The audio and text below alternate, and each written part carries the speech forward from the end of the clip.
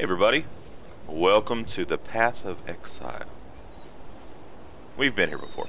Anyways, so today I thought that I would make a video about maps.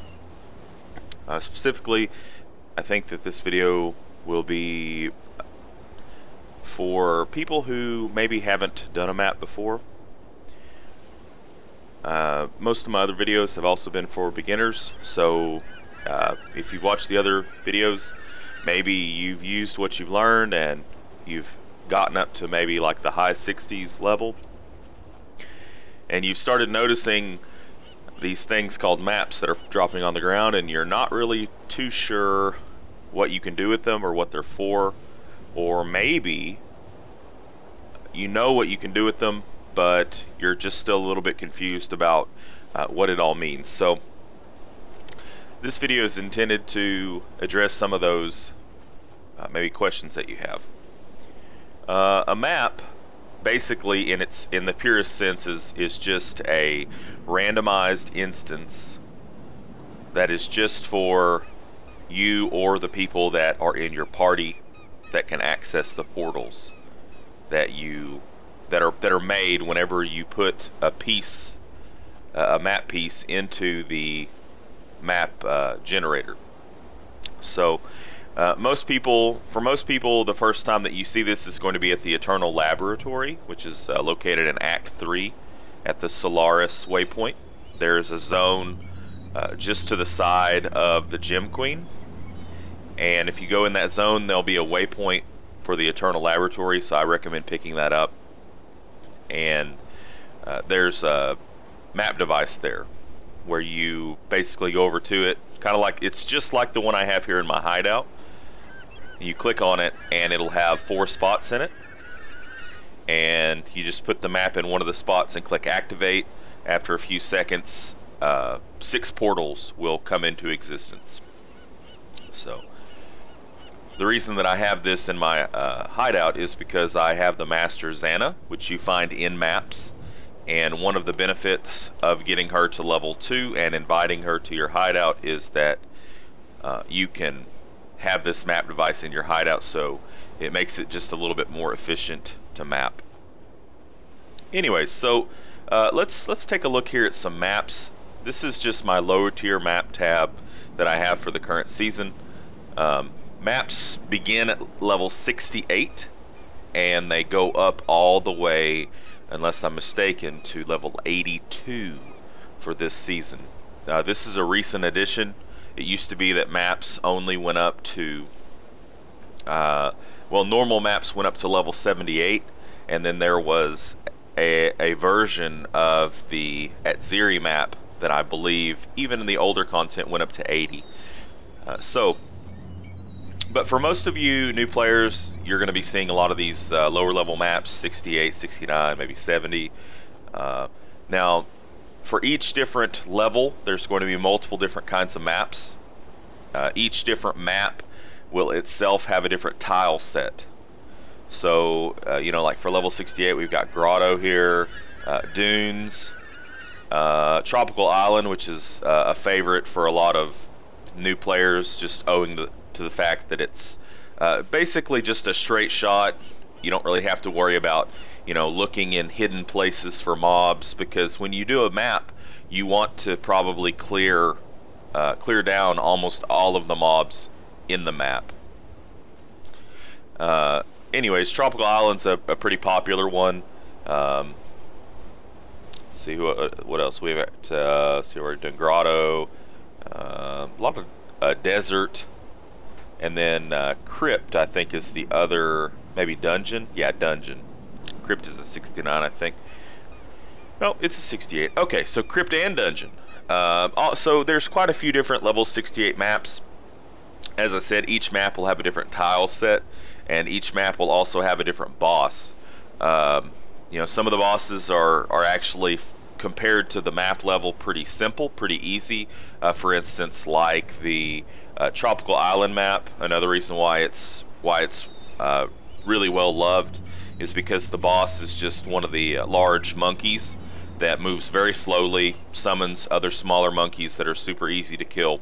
So it's very, very easy strategically to kill this boss, whereas say a boss like Desert, which is one of the new ones that they introduced with the expansion, is not seeing a whole lot of love because the boss uses mirror arrow and blink arrow, and it's very, very confusing and hard to tell which one's the real boss unless you know what to look for. So a lot of people are staying away from that. Or Dungeon.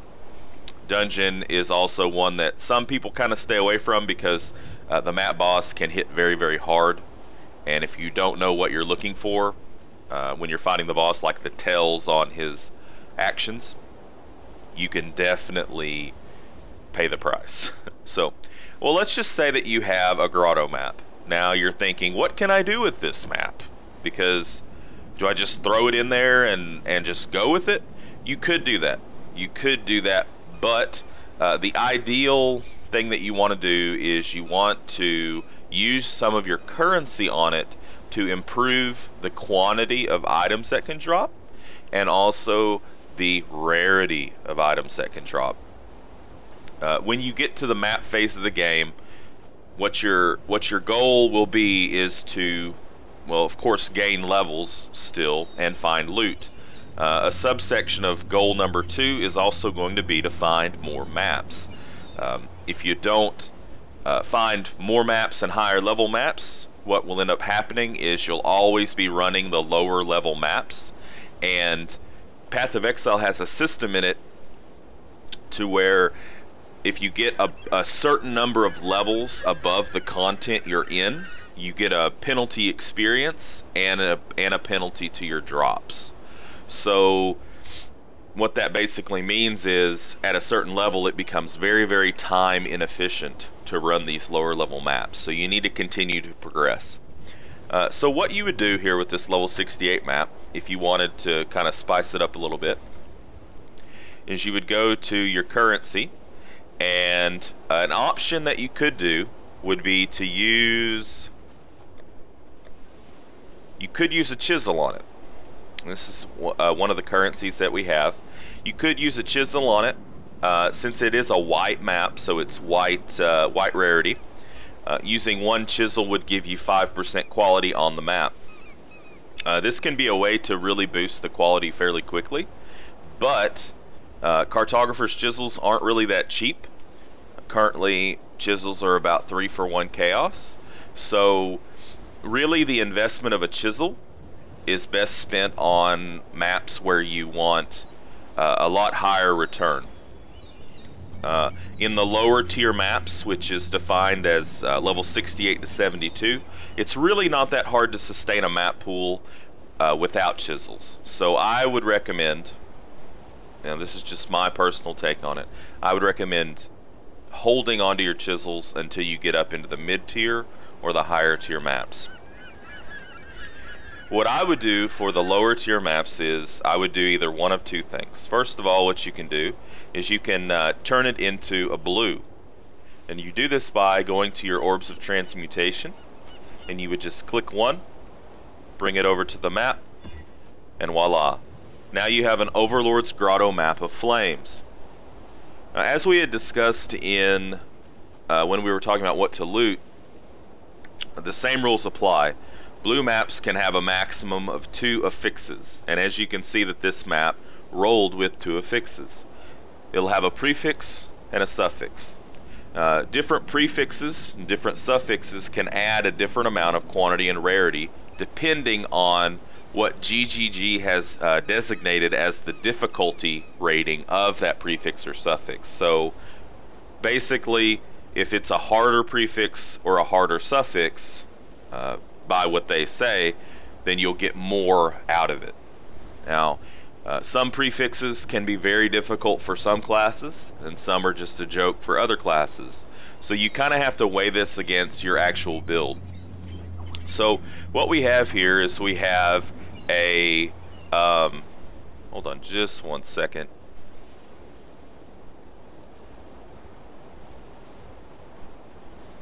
Okay, I'm sorry about that. what we have here now is we have a blue map with 22% quantity and 11% rarity. So what that means is that in this map, all of the mobs will drop as an aggregate 22% more quantity, which is good because quantity will directly affect your chances of map drops and currency drops. Rarity, on the other hand, will only be plus 11%. So what that means is that every time a mob drops an item, whenever it rolls, it'll have an 11% boost on that roll to the rarity, which can be very good for helping you to find magical items. Now, item rarity does not affect currency drops or map drops. So it can affect the map drops in that it will make them more likely to be blue maps or yellow maps, but it won't affect the quantity. The only thing that affects the quantity is, well, you guessed it, the item quantity heading there. So if we look at the prefix and the suffix, we have this area says area has patches of burning ground, and the unique boss deals 25% more damage and attacks 20% faster. Overall, this would be a very, very simple map to run. You would just avoid the patches of burning ground, and whenever you were dealing with the boss, you would just want to make sure to keep a closer eye on your situation. So let's say that you're not happy with this map for some reason. Maybe you're doing something like dungeon, where having a unique boss in the dungeon that deals more damage could be even more rippy. So what you would do to change this is you would go to your alterations and you would just click with an alteration. And you can see the quantity and the rarity has went up actually, because these prefixes and suffixes are rated as having a higher difficulty. This one has areas have patches of shocking ground, 17% more monster life, and monsters cannot be stunned. So, I'm not really sure why it has 3 affixes. It could be that there's like a combo there. I'm not really sure. Maybe it's something I should research into. Anyways, so this is what you can do here for the blue map. If you like this one, you could run it, and you'd have 30% more quantity, 15% more rarity, or if you didn't like it, you have some options. Let's say that, well, since I've already shown you how to change the blue part of it, you would just use the alteration, right? So if you didn't like the affixes or the prefixes on it, you would just do that. But let's say that you really like this base, you like what the affixes have so far for you, but you just wanted to get a little bit more quantity and rarity out of it. What you could do is you could go here and you could regal it. Now I'm not going to do that because my currency situation currently is not 100% set. I'll do it. So as you can see, the regal turned it into a rare, and it added a little bit of quantity and a little bit of rarity. So I probably, if you're a new player, I probably would not regal blues, because you're going to be spending a lot for just a little bit of a boost. So and regals are worth about 2 chaos each right now, give or take just a little bit. So I probably would not regal a blue map. I would just run it blue, try to get it to something that you really like, maybe like pack size, or additional magic monsters, or additional champion monsters. The name eludes me, sorry. Or what you can do is, and this is normally what I do, but it's not necessary really for the low tier maps, but it can help speed you into the higher tier maps, would be to take a map and instead of using a transmutation on it, use an orb of alchemy. And so this way you just go straight to the rare tier, and unlike the regal where it just adds one affix or one affix to it, it can have anywhere between 3 to the maximum. So as you can see, this just with an alch on it has 60% quantity and 30% rarity. And if we look at the actual things that we would be dealing with, We have 30% more magic monsters, which is fantastic because those magic monsters give better experience than your normal white monsters. 16% increased monster damage, which could be troublesome for some builds, especially if you're a little flimsy. Monsters fire 2 additional projectiles, which can be quite deadly if you have a large pack of projectile flingers. Monsters deal 64% extra damage as fire, so make sure that you are capped on your fire resistance. And magic monster packs each have a bloodline mod, so could potentially be annoying. Also, could potentially be kind of cool if it had a really good bloodline. So you can basically bet that this map is going to have a lot of magic monsters with bloodline mod. So, but you know, it doesn't look like it would be too hard. Now, let's say you're not content. You just absolutely, you're like, I gotta have more quantity. So this is something that you can do if you're really trying to push your map tier. If you're wanting to go up, you can take a Veil Orb and you can Veil Orb it. Now see, when you use a Veil Orb on a map, it can have a few different outcomes, and this is one of them. What can happen is it's always going to corrupt the map, but it can actually make it unidentified. So now I can't even see what it rolled. And the only way is just to go into the map and experience the map, which can actually be pretty fun. Running unidentified maps also has the benefit, it does give you an increased buff to your drops if you run it unidentified. It's the game's way of rewarding you for throwing caution to the wind and letting it rip. So, some other things that can happen if you corrupt maps. So I guess we could corrupt this one too, just and hope for something a little different. Okay, this time what happened is it corrupted it and it did nothing. So all it did was just corrupted it. It didn't add any affixes to it. It didn't unidentify it. It didn't +1 the map. So that's the other things it can do. It can, if you Veil Orb it, it can actually take the map to the maximum amount of affixes, which can usually get you around 100% quantity and quite a bit of rarity. Or it can actually take your map and re-roll it into a +1 map, which would mean, like, instead of this being a 68 map, it would now be a 69, which can be cool, and it cannot be cool at the same time, because you could have a map lined up that's a very, very lucrative tile set, and then you could veil it, and it could go into a different kind of map with a boss that you just absolutely don't want to deal with. As you move up in the map tiers, you're going to see there are some maps with bosses that just do not jive with your character, and you're going to want to avoid those, because once you get past, say, I'm gonna say level 80ish, a death is going to cost you time. It's going to cost you a lot of time, because one death is 10% of your experience bar, and 10% of your experience, depending on how aggressive you are with your maps and what's available to you, can actually be a long time. So you're going to want to avoid any bosses that you're just not sure about.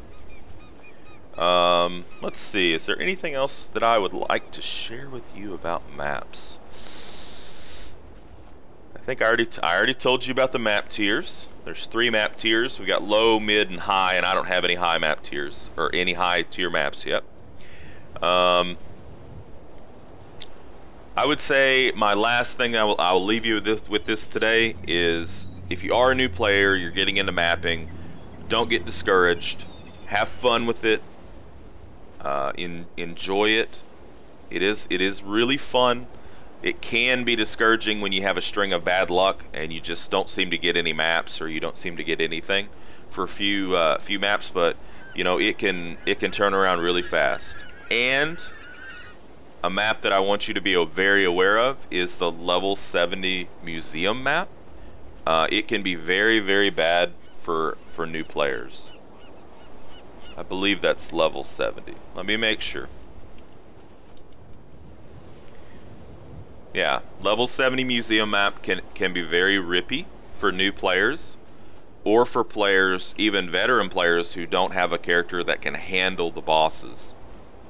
It's a separate instance, so it has its own boss room, and it's the 3 bosses from the Dominus fight, Phase 1, Part 2. So it's the 3 monsters. So you've got the Whipper, and the one that shoots the spikes, and then you got the Reaver. And it's a really small area with not a lot of room to kite, so if they get on you, it can be game over very, very quickly, especially if the one puts vulnerability on you. It can be very, very bad. The one that whips you will put vulnerability on you, and then the other ones will eat you. So, anyways, if you've got any questions, feel free to shoot me the questions. You can contact me either here in the comments, or you can hit me up at Twitter at Nerdstalgic.